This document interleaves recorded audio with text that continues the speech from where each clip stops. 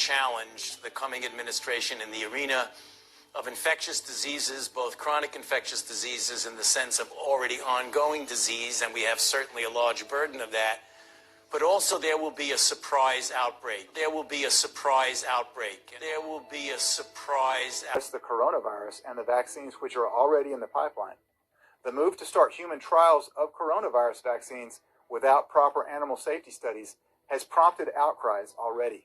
Even the most vocal vaccine proponents like Paul Offit and Peter Hotez, they're now saying that skipping the animal studies could result in unacceptable risks. It's bizarre, but we actually agree with both of these men on this issue. We'll address the coronavirus vaccine more in a moment.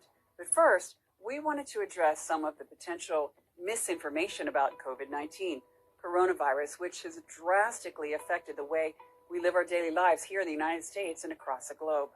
Much of the USA and the world is in lockdown, self-quarantine, and previously jam-packed places like Grand Central Station, which used to see millions of visitors a day, and airports, which were previously bustling, are now virtually empty, with thousands of flights being canceled every day. Basically, coronavirus has created a bunch of ghost towns. We already showed you in episode 8 how the mainstream media tends to be all in the same script. So, is it possible that they are all on the same script with COVID-19? For example, toward the end of March, when New York City became the epicenter of the coronavirus outbreak, in the United States at least, Governor Cuomo was calling for more ventilators and more hospital beds, since he said it had become a war zone in New York City.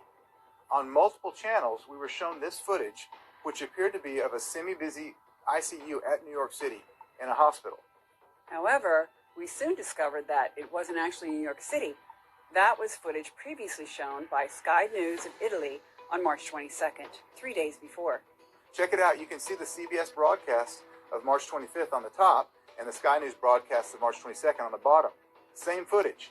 And by ICU standards, not really all that busy. But maybe all the mainstream media was given the wrong footage. Okay. It's possible. Maybe it was a mistake, right? Another bizarre video that we've seen is alleged footage from a New York City ICU ward of a hospital worker using a ventilator on a coronavirus patient. Here's about 10 seconds from that news clip from Channel 4 out of the UK. The New York governor today begged President Trump to send help now, saying he'd been forced to buy ventilators from China because it was like bidding on eBay to secure enough in his own country. Stop the video right there. Upon closer inspection, we can clearly see that this is a mannequin. We're not making this stuff up. Check out the photo. Check out the words on the sign. Again, this was aired on Channel 4 News in the UK. It's really strange, isn't it? Okay. So maybe they got the footage mixed up. Twice. Twice. Maybe. It's possible. But are we sure that everyone who dies with coronavirus actually died from the virus? The CDC has given guidance on how to report a coronavirus death. Check this out. Now, Josephine DiMaselli, president of DiMaselli & Sons, a Queens-based funeral service, told Project Veritas journalists there that a Supreme Court justice got involved in one case of a non-COVID-19 death that was listed as a casualty of the pandemic. The sister of the deceased woman called DiMaselli and told her late sister suffered with Alzheimer's disease and was not treated for COVID-19. Listen to this. I just buried. I just came back a little while ago from Long Island National Cemetery. When they called me from the nursing home, they said, "Did Raymond have COVID-19?" He said, "Well, no, it was variants that drive, but we're assuming they all have it." And my mom, I used to assume that when they're all in the hospital, she had no answer. "I can't answer you," she said. They put down on Raymond's death certificate. He didn't have COVID-19. Wow. Oh my, who's this woman? I was at a nursing home in Dutchess County. Wow. And they're just assuming just because... Because a couple of people had it, so everybody has it now. I just wonder what the point of that is. I know, but, there's no way to prove it because if they put it down and the person was not, what autopsies, you don't know. I had one that was autopsied because the sister was furious. And apparently, and I don't know who the Supreme Court Justice is, but the Supreme Court Justice was related to this family. And she says, I know my sister didn't die of COVID-19. She said she had Alzheimer's, and they didn't suction her. You have to suction because they forget how to swallow. And right away they put down COVID-19 on her death certificate, and this Supreme Court Justice, whoever it is, contacted the hospital. They did an independent autopsy. Bingo, no COVID-19. From the CDC's official guidance, quote, it is important to emphasize that coronavirus disease 2019 or COVID-19 should be reported on the death certificate for all decedents where the disease caused or is assumed to have caused or contributed to the death. Did you get that? The CDC is instructing hospital workers to assume that COVID-19 was the cause of death. Then listen to this. If the decedent had other chronic conditions, such as COPD or asthma, that may have also contributed, these conditions are supposed to be reported in Part 2. That's interesting, isn't it? Yeah, well, we're not suggesting there is no virus or no deaths. We're just thinking logically and exploring all possibilities here. What if the pandemic isn't really as bad as the media is telling us? What if the mainstream media scripts are being written by someone who has an agenda, and that agenda would benefit from mass hysteria? Is it possible that the end game is for Big Pharma to make billions on a vaccine to prevent a future pandemic?